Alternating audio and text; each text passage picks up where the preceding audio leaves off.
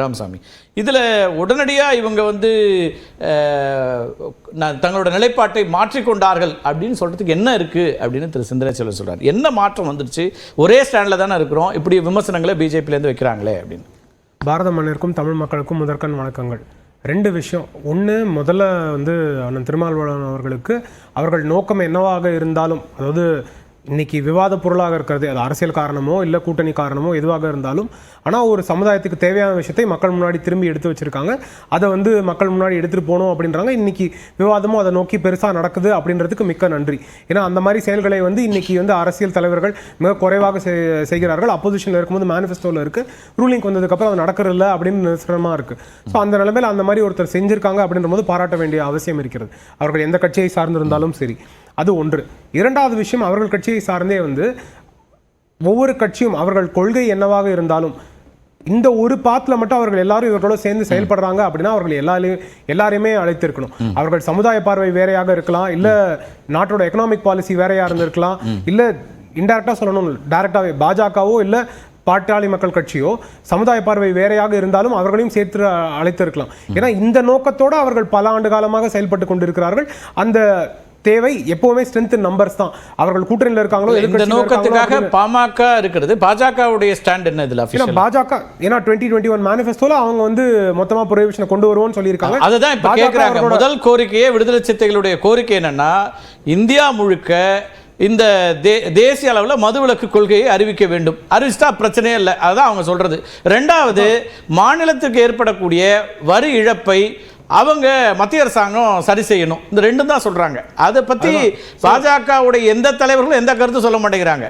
ஆனா நேரடியா இவங்களுக்குள்ள அரசியல் ஏதோ பிரச்சனை, கூட்டணிக்குள்ள பிரச்சனை, அந்த பிரச்சனையே வேண்டாம், மீண்டும் வேண்டாம் தானே. இது வந்து ரெட்டை கருத்து. எங்க தெரியுமா? எப்படின்னா, ஃபெடரல் கவர்மெண்ட் ஸ்டேட்டுக்கு பவர்ஸ் இருக்கு, ஸ்டேட்டோட பவர்ஸ்ல இன்டர்ஃபியர் பண்ணக்கூடாது, ஸ்டேட்டோட ரெவென்யூல இன்டர்ஃபியர் பண்ணக்கூடாது, நம்ம எல்லா காலத்திலயும் பேசிக்கிட்டே இருக்கோம். ஆனா எப்போ வந்து ஸ்டேட் அதை பண்றதுக்கு தயாராக இல்லையோ அன்னைக்கு வந்து ஸ்டேட் வந்து ஆல்டர்னேட் மீடியம் ஆஃப் ரெவென்யூக்கு தேடாது. ஏன்னா வேற 5 மாநிலங்கள் அவர்கள் எந்த ஆல்டர்னேட் மீடியம் ஆஃப் ரெவென்யூ என்னன்னு அவங்க பார்த்துட்டு இருக்காங்க. அவங்க சென்டர்ல இருந்து ஃபண்டிங் கேட்கல.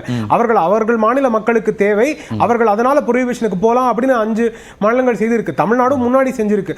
அப்படின்ற போது இங்க வந்து அவர்கள் செய்ய முடியாது அப்படின்ற ஒரு அரசியல் பார்வைக்காக மட்டுமே வந்து மத்திய அரசு பண்ணட்டும், நாங்க வந்து ரெவென்யூ வந்து நீங்க ஈடு கட்டுங்க அப்படின்னு இங்க வந்து அதற்கான உரிமை. இரண்டாவது முதல் கோரிக்கை தேசிய அளவுல விலக்கு கொண்டு வரணும் கிடையாது. முயற்சி எடுக்கிறது தேசிய அளவில் விலக்கு கொண்டு வர இல்ல சார். நீங்க என்ன சொல்றீங்க? பிஜேபியோட பாலிசி இதுனா அப்ப அந்த பாலிசியை நோக்கி 10 ஆண்டுகள் 11வது ஆண்டு இப்ப தேசிய அளவில் மது விலக்கு அப்படிங்கறத எடுத்துட்டு வரணும். அதுதான் அவங்க கேக்குறாங்க. ஆர்டிகல் 47 அதற்கான பார்வை வந்து மாநிலத்துல கிடையாது. அதனால அவர்களோட அரசியல் தேவைக்கு ஏற்ப அவர்கள் வந்து எல்லாமே சென்ட்ரல்ல நீங்க பண்ணிடுங்க அப்படின்றாங்க. அப்ப நாளைக்கு சென்டரே எல்லா லெஜிஸ்லேஷனும் ஒரே ஒரு சென்டரே எல்லா லெஜிஸ்லேஷனும் பண்ணிட்டு சென்டர் வந்து அவர்கள் வந்து எது அப்ராப்ரியேட்டான ஃபைனான்சியல் காம்பன்சேஷனோ அதை கொடுத்துட்டு அவங்க எடுத்துக்க தயாரா. இன்னைக்கு ஜிஎஸ்டிலே அந்த அக்செப்டன்ஸ் கிடையாது. எங்களுக்கு வந்து இந்த டாக்ஸ் அலோகேஷன் வேற இன்னைக்கு சரி கிடையாது அப்படின்னு அவங்க சொல்றாங்க. இதே மாதிரி முன்னாடி இருக்க எக்ஸைஸ் பாலிசி மாறும்போது அவர்கள் வேற சொல்லியிருக்காங்க. இல்ல ஆல்டர்னேட் டியூட்டிஸ் இம்போர்ட்ஸ்ல வந்து மாறும்போது அதுக்கும் அவர்கள் மாற்றம் சொல்லியிருக்காங்க. இல்ல ஸ்டேட் மூலமாக இருந்த ஆல்டர்னேட் வேட் டாக்ஸஸ் இருந்தபோதும் அவர்கள் சொல்லியிருக்காங்க. ஆனா அப்பெல்லாம் சொல்லும்போது அவர்கள் ரெவென்யூவை மட்டும் பார்க்கறாங்க. ரெண்டு விஷயமா அதை பார்க்கலாமே ராமசாமி. அதாவது ரெண்டு விஷயம் நிதி சார்ந்து ஒன்று இல்ல. நான் கேக்குறேன், இந்த விஷயத்தை நிதி சார்ந்து பார்க்கிறது ஒண்ணு, சமூகம் சார்ந்து பார்க்கிறது ஒண்ணு. உங்களுக்கு சமூக அக்கறை இருக்குன்றீங்க, உங்க இது பாலிசியே இதுதான். அந்த பாலிசி இம்ப்ளிமென்ட் பண்றதுல என்ன தயக்கம் இருக்க முடியும்? நான் சட்டம் சார்ந்து மாநில உரிமை சார்ந்து சொல்றேன். இன்னைக்கு மாநில உரிமை பத்தி பேசிக் கொண்டிருக்கிற கட்சிகள் அந்த கேள்வி வைப்போம். நம்ம அதுக்கான பதிலை நம்ம கேட்கலாம். என்னோட ஸ்டேட்மென்ட், அவர்களுக்கு என்னைக்கெல்லாம் மாநில உரிமை பத்தி தேவை இருக்கோ அன்னைக்கு மட்டும் அதை வச்சுட்டு என்னைக்கு அவங்களால செயல்படுத்த முடியாதோ இதை வந்து ஒரு 3வது காலாக காமிச்சிட்டு இதை எங்களால செய்ய முடியாது, இதை மத்திய அரசு செய்யட்டும் அப்படின்னு சொல்லிட்டு இருக்காங்க. இன்னைக்கு ஒண்ணும் இல்ல, நான் முதல்ல இருந்து அது அரசியல் பார்வைக்கு வரணும்னே நான் நினைச்சேன். ஏன்னா அது சமுதாய பார்வையா அவர்கள் எடுத்து வச்சிருக்காங்க, அப்படி இருக்கணும்னு நினைச்சேன். ஆனா இன்னைக்கு இருக்கிற அந்த ஸ்டேட்மெண்ட்ஸ் மட்டும் நீங்க ஜம்பிங் பேக் அண்ட் ஃபோர்த் மட்டும் பாத்தீங்க அப்படின்னாலே என்னது முன்னாடி ஃபர்ஸ்ட் ஒரு வீடியோ வருது, வீடியோ ரிலீஸ் பண்ணப்படுது, அதுக்கப்புறம் உடனே வீடியோ வித்ட்ரா பண்ணப்படுது, அதற்கப்புறம் இதற்கான பிளான்ஸ் கொண்டு வரப்படுது, அதற்கப்புறம் மீட்டிங் நடக்குது. எல்லாமே சேஞ்ச் இன் என்ன கூட்டணி ஆட்சிங்கறத பத்தி சொல்றீங்க? தெளிவா சொல்லுங்க, ஆடியன்ஸ்க்கு புரியணும்ல எதை சொல்ல வரீங்க. என்ன வீடியோ வந்துச்சு, என்ன வீடியோ நீக்கப்பட்டுச்சு? ஒண்ணும் இல்ல, அவர்கள் கூட்டணி ஆட்சியில இருக்கணும், பவர்ல இருக்கணும் அப்படின்றது எல்லா அரசியல் கட்சிக்குமே எலக்டரல் பாலிடிக்ஸ்ல இருக்கும்போது ஆட்சிக்கு வரணும். அவங்க கட்சி தொடங்கிய காலத்துல இருந்து அவங்களுடைய கட்சியோட முழக்கம் அதுங்கறாரு. டெஃபினட்டா நான் அதை இல்லனே சொல்லவே இல்லையே. எல்லா கட்சிக்கும் அதுதான், பாஜகவும் அதேதான், விசிகேவா இருந்தாலும் அதேதான். ஆனா அந்த ஸ்டாண்ட்ஸ் மாறுறது சொல்றேன். மாறலையே, எங்க மாறுச்சு? அப்ப எதுக்கு வீடியோ வித்ட்ரா ஆகணும்? எதுக்கு சார் மாலையில முழு காணொளியே போடுறாங்க சார். தனியா 2 நிமிஷத்தை வச்சு நீங்க கதையெல்லாம் சொல்ல வேண்டாம், நாங்க முழுசா சொல்றோங்கிறாங்க. அதுக்கப்புறம் அதே மாதிரி சரி இன்னைக்கு ஏன் ஃபர்ஸ்ட் இன்வைட் வந்து மத்த கட்சிக்கு போது ஏன் ஆட்சியில இருக்க திமுக போல அதற்கப்புறமாக அது மாற்றம் எதற்காக ஆகிறது? அப்ப முதல்ல இருந்தே கொள்கை ஒன்றாக இருக்கிறது, அனைவரையும் திமுகவுக்கு இன்வைட் போலியான்னு கேக்குறாரு, உங்களுக்கு தெரியுமான்னு கேக்குறாரு. அனைவருக்கும் ஒன்றாக போய் சேர வேண்டும் அப்படினா அப்ப அதே ஃபர்ஸ்ட் கிளாரிஃபிகேஷனா இருந்திருக்கலாம் திமுக சென்று விட்டதுன்னு. அப்ப ஒரு அரசியல் கட்சி மக்களுக்கு தெளிவு இருக்க வேண்டும், மக்கள்கிட்ட உண்மையை கொண்டு போய் சேர்க்கணும் அப்படின்னும் போது ஃபர்ஸ்ட் கிளாரிஃபிகேஷன் அத நாங்க எல்லா கட்சிக்கும் கொடுத்திருக்கோம். திமுக முதன்மையான கட்சி அப்படின்ற அது ஃபர்ஸ்ட் கிளாரிஃபிகேஷன் கிடையாது.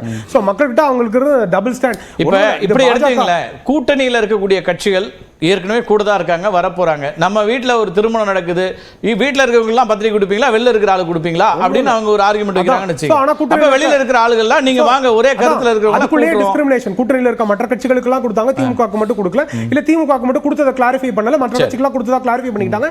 அதே கூட்டணியில் இல்லாத கட்சிகள் வந்து பாஜகவுக்கு மட்டும் கொடுக்கல.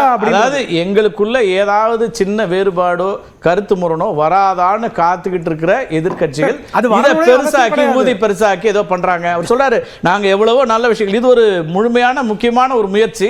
இந்த முயற்சிக்கு அரசியல் சாயம் கொடுத்து எங்க முயற்சியவே நீங்க வந்து அதனுடைய இதை கேள்விக்குள்ளாக்குறீங்க அப்படின்னு எதிர்க்கட்சிகள் மீது வைக்கிறாரு. நான் அதான் ஆரம்பிக்கும் போது சொன்னேன், அதுக்கு பாராட்டுகள், இதுக்கு அரசியல் சாயம் தேவையில்லை அப்படின்னு. ஆனா அவர்கள் ஸ்டாண்ட மாத்திக்கிட்டே இருக்க வேண்டாம், அவர்கள் ஒரு ஸ்டாண்ட்ல கன்சிஸ்டன்டா இருந்தா நம்பிக்கை என்ன மாறுச்சுன்னு கேக்குறாரு. ஒண்ணும் இல்ல, அப்போ ஃபர்ஸ்ட் கிளாரிஃபிகேஷன் இதுவா இருக்கணும், எல்லா கூட்டணி கட்சிகளுக்கும் அழைப்பு இருந்ததுன்னு அது கிடையாது. அப்போ நிரந்தரமான உண்மை என்ன அப்படின்ற கேள்வி எனக்கு டெஃபினட்டா இருக்கு. சொல்லுங்க. இது பத்திரிகையாளர்கள் கேட்கறாங்க, அவங்க திமுகவுக்கு அழைப்பு கொடுப்பீங்களான்னு கேட்டிருந்தா அதுக்கு பதில் சொல்லிருக்கலாம். பத்திரிகையாளர்கள் அவங்க இருக்கிற எதிர்பார்ப்பு அல்லது நான் ஏற்கனவே சொன்ன சூழல்ல இருந்து ஒரு எதிர்பார்ப்பு அதிமுக இல்ல, அப்படி இல்ல திமுக தயங்குகிறதா அப்படிங்கும் போது அதிமுகவும் கலந்து கொள்ளலாம்னாரு. நான் உங்களுக்கு மீண்டும் சொல்றேன், அந்த வீடியோ காட்சியை பார்த்து தான் சொல்றேன். அவர் சொன்னது இல்ல திமுகவுக்கு தயக்கம் இருக்கிறதா அப்படிங்கிறது தான் காணொலியில் இருக்கு. அப்ப எல்லாருக்குமே தயக்கம் இருக்கு, ஏன் அதிமுக கூட வரலாங்கிறது தான் திரு திருமாவளவன் அவர்களுடைய முதல் பதில்.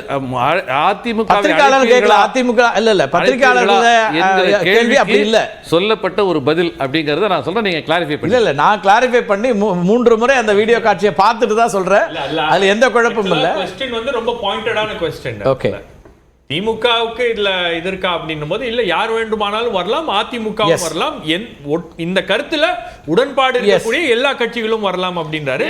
அடுத்த நாள் போய் இது சமூகம் சார்ந்த அடுத்த நாள் போய் வந்து தாவேகா ஸ்பெசிபிக் क्वेश्चन கேக்குறாங்க, விஜய்க்கு அழைப்பு கொடுப்பீங்களாங்க போது அவருக்கும் இதுல கருத்து உடன்பாடு இருக்கலாம். அதுக்கு முன்னாடி ஸ்பெசிபிக்கா மென்ஷன் பண்ணது பிஜேபிக்கும் பிஎம்கேக்கும் அழைப்பு இல்ல. அந்த விஜய் விஷயத்துக்கு நான் எவ்வளவு தூரம் முனைவர் தொல் திருமாவளவனை ஃபாலோ பண்றேன்னு பாத்தீங்க, நீங்க வந்து ரொம்ப குறைப்பட்டீங்க. அதுக்காக சொல்றேன், இது ஒரு நல்ல கேள்வி அப்படின்னு சொல்லிட்டு விஜய் கேள்விக்கு அப்புறம் பதில் சொன்னார், அதையும் உங்க கவனத்துக்கு சொல்றேன். ரைட், வர திரு மணிகண்டன் எப்படி பாக்குறீங்க? அதிமுக வட்டாரத்தில் இருந்த உற்சாகம் இப்ப இல்லாம ஆயிடுச்சா? முதல் அரை மணி நேரம் அவரு அதிமுகவுக்கு அழைப்பு விடுத்த உடனே வரவேற்கிறோம் அப்படின்னாங்க, அதுக்கு பிறகு கூட்டணி ஆட்சிக்கெல்லாம் இங்கே வாய்ப்பே இல்லைன்னு நேற்றுக்கு சொல்லிட்டாங்க, நேரில் வந்தால் பார்க்கலாம் அப்படிங்கிற இடத்துக்கு போயிட்டாங்க. அப்போ இந்த பழம் புளிக்கும் அப்படிங்கிற இடத்துக்கு வந்துருச்சா? தமிழ்நாடு நேயர்களுக்கு வணக்கம். காத்திருந்து காலங்கள் போகுது அப்படிங்கிறதா ரொம்ப நேரமா காத்துக்கிட்டு இருந்தேன் சார். நான் சொன்னதுலயே எல்லாருக்கும் புரிஞ்சுக்குங்க. முதல்ல திமுகவுடைய பேச்சாளர் பேசுறதுக்கு அவர் சில பதில் சொல்லிட்டு உங்க கேள்விக்கு வரலாம் அப்படின்னு இருக்கிறாங்க. அவர் ஒரு பழமொழி சொன்னாரு, அதனால நானும் ஒரு பழமொழியோட ஆதரிக்கிறேன். திருமாவளவன் அவர்களை பற்றி, தலைவர் திருமாவளவனை பற்றி சமீபத்துல என்ன எல்லாத்துக்கும் ஒரு சந்தேகம் ஏற்பட்டதுன்னா, தலையை ஒரு பக்கம் காட்டுவது, வாழை ஒரு பக்கம் நீட்டுவது அப்படின்னு கிராமத்துல ஒரு பழமொழி சொல்லுவாங்க. அந்த மாதிரி சமீபத்துல அவருடைய நடவடிக்கை இருக்குதோ அப்படின்னு ஒரு சந்தேகம் ஏற்பட்டதுனாலதான் முதல் நாள் வரவேற்கிறோம் சொல்றோம், அப்புறம் நேத்திக்கு வந்து அழைச்சா பார்க்கலாம் அப்படின்றோம். அதை எப்படி புரிஞ்சுக்கிறது? அப்ப சொல்றேன், நீங்க கேட்கிற நிச்சயமா அந்த கேள்விக்கு பதில் சொல்றேன்.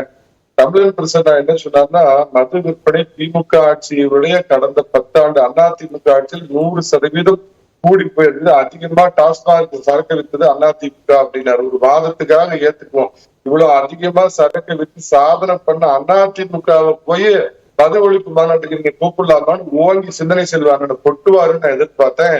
ஆனா அப்படியே பேசாம தோழமை சுட்டுதோட நவுந்து போயிட்டாருங்க. அதான் எனக்கு ஒரு பெரிய பிரச்சனையா இருக்கு. அப்புறம் கடையில் இவங்க குறைச்சாங்க, சேல்ஸ்ல 1% குறைஞ்சிருக்குதுன்னு சொல்ல முடியுங்களா?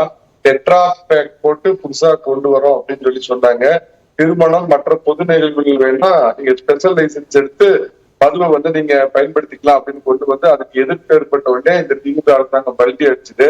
அவங்களோட குடிகாரன்னு சொல்லாதீங்க, மது பிரியர்கள் அப்படின்னு சொல்லுங்க அப்படின்னு பாஞ்சையோட ஒரு புதிய பெயர்லாம் சூட்டி மகிழ்ந்த திமுகவும் நீங்க இந்த இதுல அதிமுகவோட நிலைப்பாடு என்ன? மது விலக்குல டாஸ்மாக முழுமையா மூடுவது அல்லது படிப்படியா மூடுறது, மது விலக்குல அதிமுகவுடைய ஸ்டாண்ட் என்ன?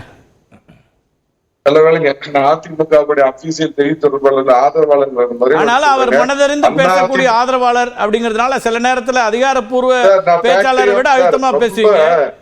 சொல்லுங்க சார். அதுவும் நியூஸ் 18ல உள்ள நேயர்கள் சாதாரண ஆட்கள்ல இந்த பூசி மொழிகி பேசுறோம்னா ஏத்துக்க மாட்டாங்க சார். தமிழகத்தை ஆண்ட திமுகவா இருக்கட்டும், நாளைக்கு ஆள போகின்ற அண்ணா திமுகவா இருக்கட்டும், யாரு வந்தாலும் முழுமையான மது ஒழிப்புகள் சாத்தியம் இல்லை சார். இத பேசுறாங்களா எல்லாத்தையும் ஏமாத்துறாங்கன்னு அர்த்தம். 40,000 கோடி 50,000 கோடி வச்சு வருமானம் பார்த்துட்டு அதை மூடு அப்படிங்கிறது மூடுற மாதிரி எல்லாரும் பேசுவாங்களே ஒழிய யாராலையுமே இது சாத்தியம் இல்லை. உலகமே தோற்று போனது, இந்தியா தோற்று போனது, தமிழகத்துக்கு ஒருபோதும் சாத்தியம் இல்லை. போதுமா கார்த்திகை செல்வன்?